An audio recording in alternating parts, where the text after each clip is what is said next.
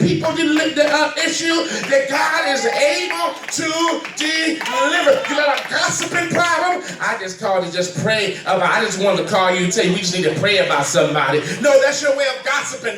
Make it out to be real. Tell the truth. You got a lying issue that God is able to deliver.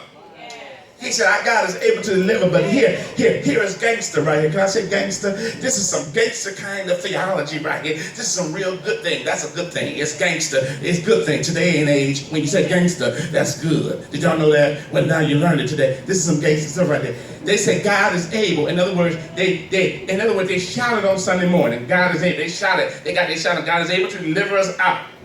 But here's where the real come in at. Y'all heard the talk and the real and the soup and all that. No, this is the real right here. But even if he does not,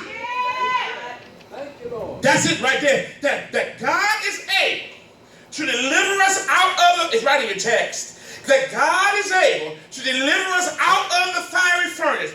But even, this is real right here, but even if he does not, you can still believe, O Nebuchadnezzar, that we will not bow down to you. That's some gangster kind of religion right there. That's the kind of religion you ought to have on a day-to-day basis. That is your testimony that God can do it, but if he don't, I still ain't bowing down. Because in my mind, I know he's got something better for me that God knows, because he is omnipresent. He's everywhere. He's omnipotent. He's all-powerful, but he's omniscient. He knows what's going to happen down the road. And my God told me that all things work together for the good of them that love him and are called according to his purpose. So if I am in facing a furnace, I know God is still able to keep me. I know he's able to protect me. I know he's able to watch over me. But even if he doesn't at the time that I want him to, you can still believe I ain't still going to go back and do the stuff that God delivered me away from. Is there anybody here who can testify that that is my mindset? That is the kind of religion that I walk with, talk with, speak with, talk with, drive with, live by, that regardless of what happens, I still ain't gonna bow down. Amen. Real religion. Necessary. Furnaces are necessary not only because of that, but they're also necessary because they give God a stage. Amen, somebody. Tell your neighbor, say, did you forget that they're necessary? Yeah. Necessary. There are necessary troubles you got to go through. He said they're necessary also, get this, because it gives God a stage. The text says that they begin to turn it up 7 times, right? Yes. Now notice. God doesn't show up. When he tells, oh Nebuchadnezzar, we ain't bowing down to you. Notice, God doesn't show up in the text. God doesn't show up. When they said, we ain't bowing down to you, our God is able. Because you know, a lot of us think when we say that, he's going to pop up right there like a genie. Like the little dude with the green hat on the Flintstones. Kazoo, yeah. I'm real mad that you do that right off the rip like that. We're going to talk about that after church, I mean, fast. It was quick, too. We're going to talk about that later on, okay, because I forgot his name. Okay, about 7 of y'all knew his name right off the rip. That was your favorite dude right there. That was your dude, right? Sometimes we didn't, but notice that God does not show up when they start turning it up one notch. Let me go back. God doesn't even show up when they're bound them. When they tie them up, God doesn't show up. God, sometimes life has a way of tying us up. You ever feel like your hands are tied? Your legs are tied? Your mind is tied. You ever been there? And God doesn't show up. I bet they're still saying, God is able, God is able, God is able, God is able. They're wrapping them up. God is able. That's probably why they wrapped up their mouth. God is able, God is able. But you guess what? God is able. Y'all been talking to me here today because that's the kind of mindset that no matter, even when I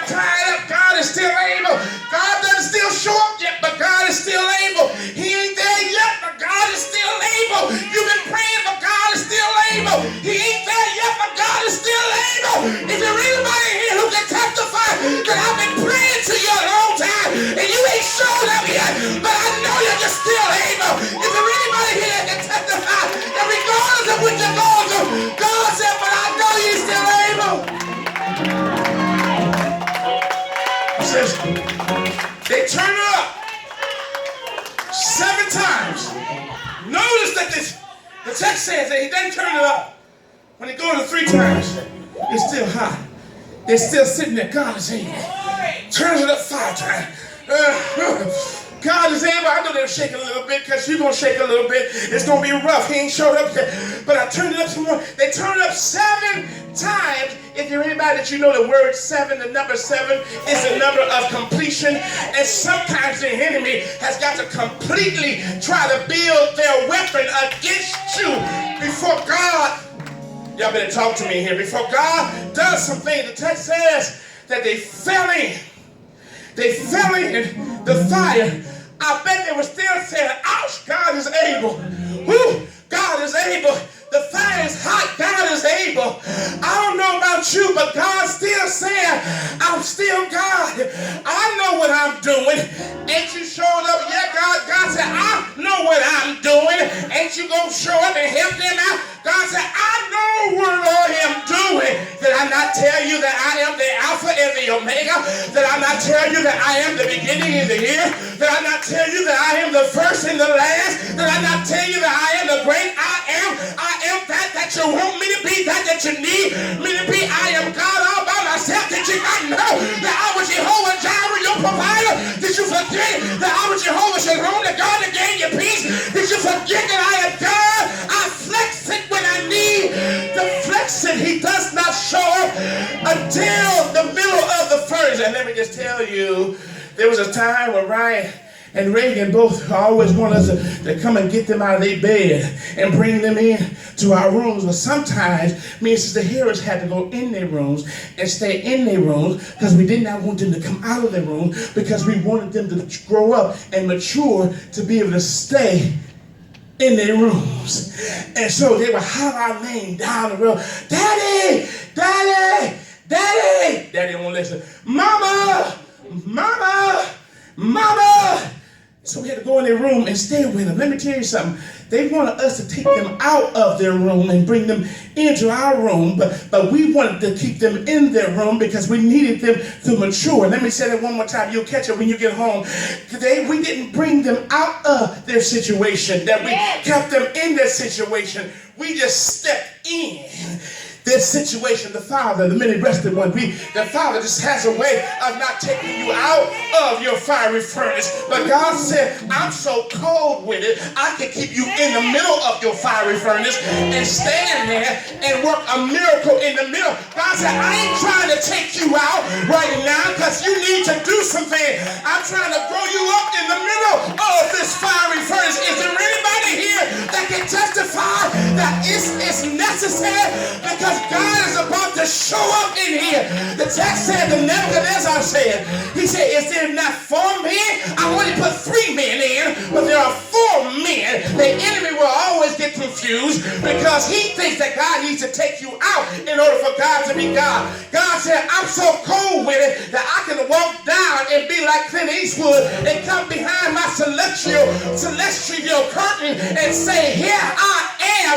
Go ahead and make my day. That's a God that we serve. And God will show up in the middle of your furnace. The Lord said it this way, look at my furnace. And I didn't give up, but look at my furnace. They beat me from judgment hall to judgment hall. But look at my furnace, because I didn't give up.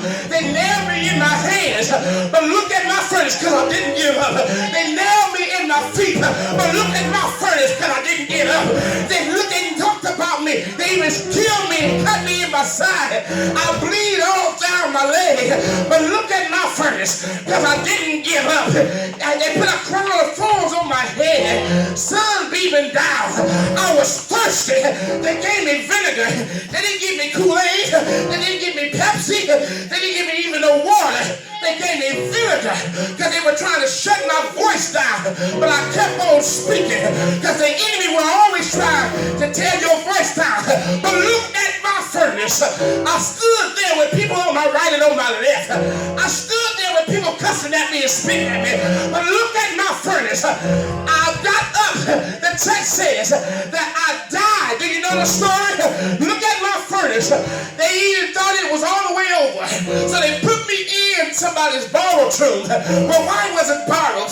Because early one Sunday morning, I got up with all power. I had a furnace, but God got me out.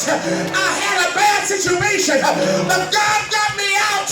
It's been going through some things, but God got me out. Is there anybody in here that can testify that He will be a bridge over your troubled waters, that He will get you through the bad situation? Is there anybody here that know that God will, that God can, that God will, that God can? If you know He will, say yes, say yes, say yes, say yes. Shout your blessing. Put a praise on it right now. Put a praise on it right now. Put a praise on it right now. Put a praise on it right now. Praise God. Praise Him from your belly. Praise Him from your heart. Praise Him from your innermost. Give God some praise right now.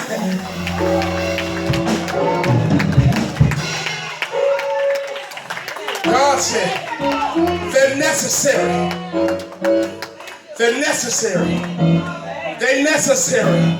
Grab your neighbor's hand and say, they're necessary. Grab them by the hand and rock them and shake them. And shake them and rock them. Grab your neighbor by the hand. Put your arms around them and let them know that God will.